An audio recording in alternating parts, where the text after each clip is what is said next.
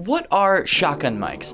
Where do they come from? Well, today we're gonna dive deep into the entire history of shotgun mics, so prepare yourself for a 39-minute video with 14 mid-roll ads. The people don't have time for these long videos. Let's get down to the nitty-gritty. Well, today we're gonna dive kinda deep, but not waste all your time. So sit back, kick your pretty little feet up, and prepare yourself for a shotgun shootout between the Movo VXR10, the Movo Pro version of that mic, the Deity D3, and the Deity D4 Duo. That's much better. You know, for a second there, I thought he was actually gonna go on and do the full history of shotgun mics and keep going about how each different cardioid pattern affects the different microphones and how they sound, and I just thought the intro was just gonna drag on. A lot of shotgun comparison videos you see on YouTube are geared toward vlogging, but I'm on the hunt for the best all-around on-camera shotgun mic. It definitely needs to be able to handle vlogging, but also outdoor ambience, clean scratch audio, and documentary-style shooting where you might be interviewing people on the go and you need it to sound great going straight into camera. So I've divided this competition into 5 categories: indoor talking, sound rejection, vlogability, outdoor talking, and outdoor ambience. And before you get your undies in a bunch, I didn't include price in those categories because all of these microphones are under $100 brand new, and you can get them all used for cheaper than that. Since we're reviewing 4 microphones, first place will get 3 points, second place will get 2 points, third place will get 1 point, and fourth place will get a whopping 0 points. And the winner at the end of this competition will sit on the throne of my camera as the official shotgun shootout champion. We're gonna try to keep our recording level at just above -20 decibels. This will help keep the audio really clean because we won't be pushing our camera's internal audio preamps too hard. Later on in editing, I'll use compression and a limiter to just kick up that audio to about -6 decibels for all the talking stuff. And for a quick example of how I record my audio and then handle it in post, this is the raw audio sound of my Rode NTG 4 Plus shotgun mic. I'm actually not a huge fan of how it sounds just raw, but with like 5% denoise, some compression, a limiter, and a little bit of EQing with a specific high frequency cut out, I think it sounds pretty darn good. But for this video, I'm not adding anything fancy to the tests you're gonna hear. I'm just using compression to get our levels up.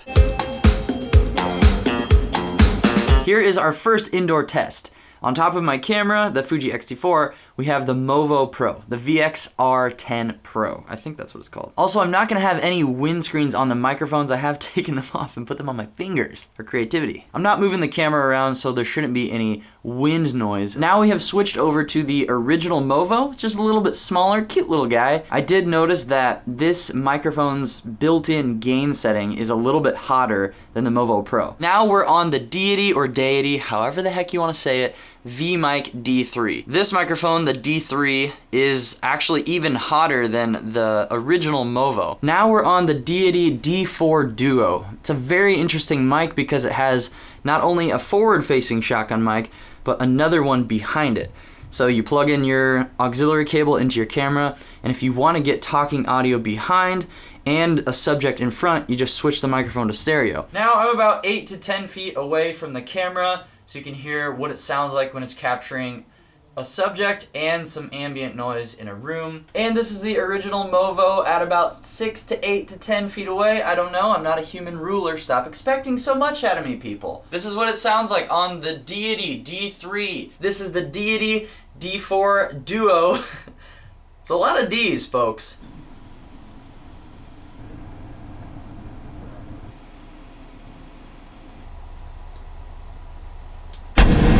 For indoor talking, the winner was between 2 microphones and it was very close, but I think I have to give the leg up to the Movo Pro. This microphone does have a little bit of hiss to it, but I do think it sounds the best overall for this particular situation. And you can add just a little bit of denoise to it to get that nasty sound gone. In second place is the Deity Duo. In third place is the Deity D3. And in fourth place is the original Movo. Alexa, fan on. This is me with the fan blowing directly into the back of my head and the microphone. Let's turn it, see if it rejects the sound at all. I'm talking, now I'm not talking. Here's the rejection test. So we're talking, there's a fan behind us. What's up, fan? And now we want to turn towards the fan, get a selfie with it. Now the fan is right behind the camera. It's kind of blowing right into the microphone. Now it's next to me, and now we won't talk. Now we're back on the Movo Pro with that same dead kitten that I just tested on the Movo. Fan is behind the microphone right now. Now it's next to me. And for reference, this is the internal microphone of the Fuji X-T4. I have the limiter turned on. I pretty much keep limiters on at all times. You trying to silence this thing? Have a great one. Thanks for all your silencing. This is an important test for me because I like to go out and film in nature locations, sometimes waterfalls or noisy places. And if a microphone can't reject sound in the back, it's a real bugaboo. For sound rejection, in first place is the Deity D3. This might be because the barrel of this microphone is longer, which means the dead cat is also longer, which might be helping the rear noise rejection because the dead cat is covering more of the microphone. In second place is the original Movo. Third place is the Movo Pro, and in fourth place is the Deity Duo. Do you guys say Deity or Deity? Now that I'm saying Deity out loud, I feel like I'm an idiot, but let me know in the comments. So for this next series of tests, I'm gonna be filming my lovely roommate playing kendama, and I'll be behind the camera, and we'll just chit chat a little bit so you can see how it sounds, if it's too bassy from the back end. Back end bassy. Okay, and explain this lovely sport that you play. What do we got going on here? It's called a kendama. Japanese originated skill toy. Wow. That made its way to the United States in like 2012, 2013. That's a really fascinating story about how the kendama made its way to the United States. How did you get into kendama-ing? It was a starry night sky in Alabama one day. Wow. And I was like, I want a new toy. So this is the Deity D4 Duo. We're gonna do the talking back and forth test first in just the mono mode. So the rear mic won't be on, and then we'll do a version with the rear mic on so you can see the difference. What new hobby should I do? Right. So I cracked this baby open. Crack it. And there was a little note inside. You actually make kendama videos. Where can people watch your videos? Instagram, Caterade. Now we're on the original Movo, the little guy. We've had dead kittens on all these mics also, just so you know. Since we've heard the story of you coming to this beautiful land of kendama, where do you see it going in the future? Probably taking over the world. Yeah? If I become president, there needs to be at least one whirlwind check per day per family. Can we see an example though? Whirlwind check.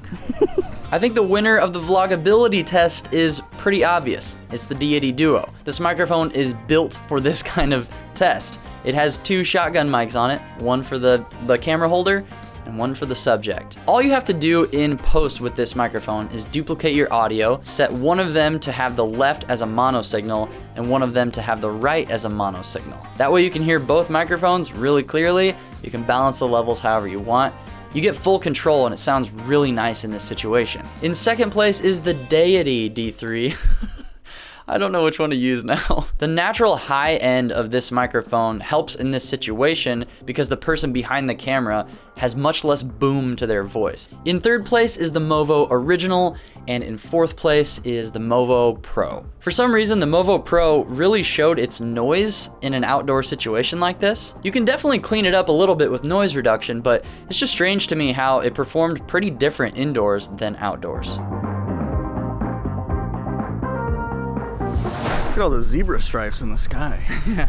I guess you'll fix it in post. Are you recording? Yeah. Damn it. So we're by a busy intersection. I made sure all the cars and the ambience is in the background. And basically we're just...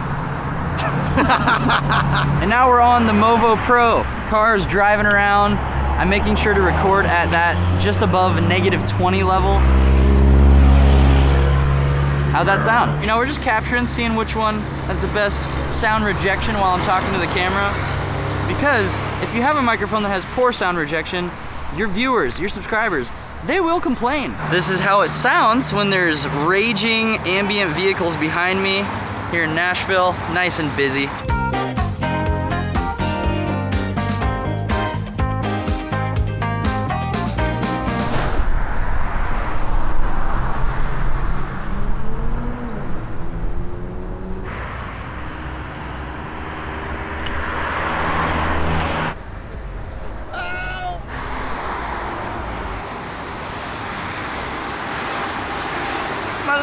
The results are in. Sadly, there's no true 4th place loser in this competition because both the Deity D3 and the original Movo tied for 3rd place with 6 points. You could argue some pretty different points about these microphones.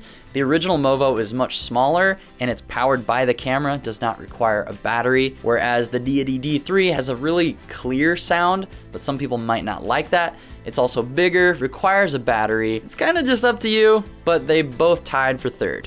And the winner with 11 points is the Deity Duo. I'm actually surprised. This is my first time ever testing this microphone, and for some reason when it first came out, I just didn't really think about it too much. I didn't think it would sound this good for how small it is. Basically, it has the form factor of the original Movo, which is the smallest, but has the sound quality of something much nicer. That does mean that the Movo Pro was 2nd place with just 7 points, so right above the D3 and the original Movo. But as you guys know, when it comes to anything creative, whether visual or audio, it always comes down to personal preference. Luckily, each of these microphones offers good quality audio. I thought maybe one of them would just totally suck, but you can definitely get great results with any of these, especially when you learn how to tweak them in post. But let me know what you guys thought of these different tests and the results. Am I a complete idiot? Am I the best sound engineer you've literally ever heard of? Only the comments will show me. Subscribe to Kinotika, check out my personal channel. I hope you guys have a wonderful week, and I'll see you soon.